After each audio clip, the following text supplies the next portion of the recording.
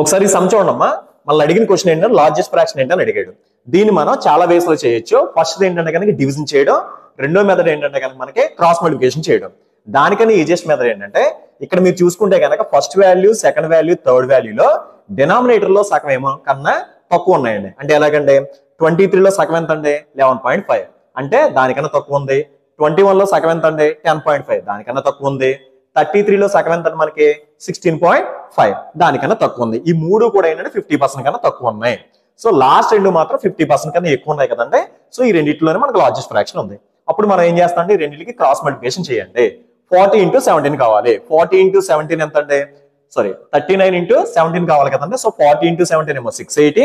ఆ 680 లోంచి ఎంత తీసేస్తారంటే 17 తీసేయండి. సో ఆన్సర్ ఎంత అంటే 663. ఆ తర్వాత ఈ రెండు క్రాస్ మల్టిప్లికేషన్ చేస్తే 33 into 20 ఎంత అండి 660. సో ఏది పెద్ద వాల్యూ ఉంది, ఇదే పెద్ద వాల్యూ. సో అన్నిటికన్నా పెద్ద వాల్యూ ఏంటంటే లార్జెస్ట్ ఏంటంటే 17/33.